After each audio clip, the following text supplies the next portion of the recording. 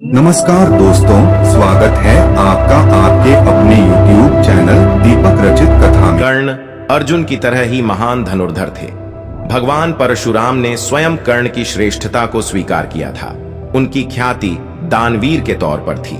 यही वजह है कि महाभारत युद्ध से ठीक पहले इंद्र ने उनसे उनके दिव्य कुंडल और कवच दान में मांग लिए थे। उन्होंने कौरवों की ओर महाभारत के युद्ध में भाग लिया था और उनका जीवन अनेक परिस्थितियों के बीच उलझा हुआ था। जैसा कि आप जानते हैं कि कर्ण कुंती के पुत्र थे। उस वक्त कुंती अविवाहित थीं, इसलिए उन्होंने कर्ण का त्याग कर दिया और बाद में उन्हें एक रथ चालक ने पाला। रथ चालक का पुत्र होने के कारण उन्हें सूत पुत्र कहा गया। वह वीर योद्धा थे और यही वजह है कि कर्ण की मृत्यु के बाद उसका अंतिम संस्कार भूमि पर नहीं किया गया था। तो दोस्तों, आज की इस वीडियो में जानेंगे कि आखिर मरते हुए कर्ण ने क्या कहा कि श्री कृष्ण भी अपना रोना न रोक सके। बताया जाता है कि बचपन में कुंती ने एक बार दुर्वासा अरश्य का बहुत अच्छे तरीके से अतिथि सत्कार किया था।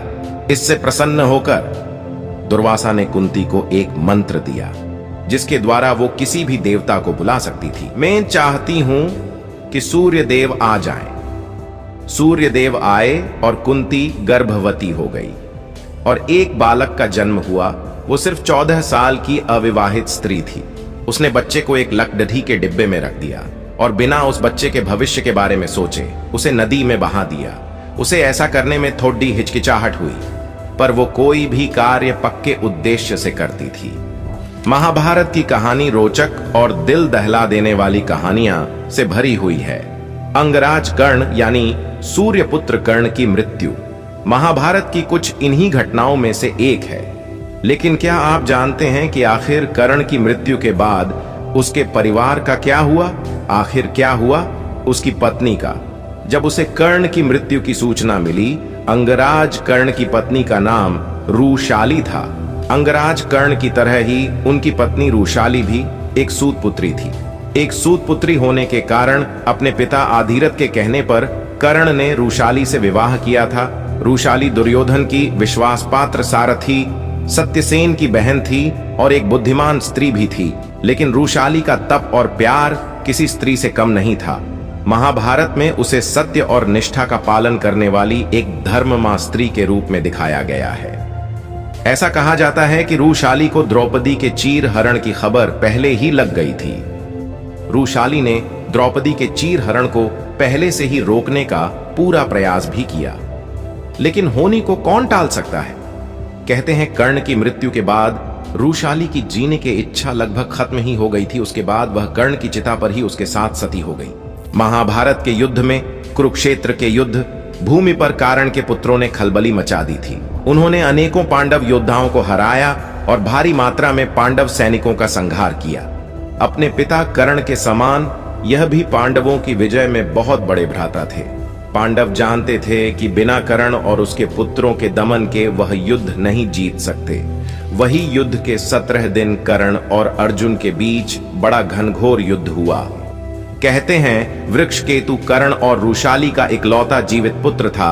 वर्षकेतु के पिता और अन्य सभी भाइयों का अंत हो चुका था तथा उसकी माता भी कर्ण की चिता पर सती हो गई थी। वृक्षकेतु अकेला हो गया था। उसके सभी अपने चल बसे थे, लेकिन इसके बाद भी उसने कभी भी अपने मन में बदले की भावना नहीं डाली। उसने कभी भी पांडवों के विषय में कुछ गलत नहीं सोचा तथा उसने कभी भी अर्जुन को गलत नहीं माना। वृषकेतु धर्म और धर्म का ज्ञान रखता था। साथ ही उसे इस बात का भी ज्ञान था कि आखिर किन परिस्थितियों में कर्ण ने कौरवों का साथ दिया था। महाभारत युद्ध के बाद पांडव जब विजय हुए और युधिष्ठिर हस्तिनापुर के राजा बने, तब पांडवों को पता चला कि कर्ण का एक पुत्र अभी भी जीवित है।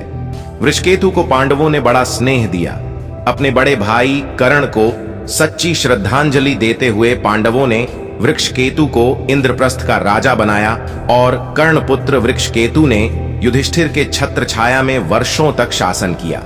वृषकेतु ने कहते हैं कि अर्जुन के संरक्षण में कई सारे युद्ध जीते और अनेकों युद्ध में अर्जुन के साथ रहते हैं, जहां दोनों ने मिलकर अनेकों राजाओं को परास्त किया और उनके राज्यों को छीना।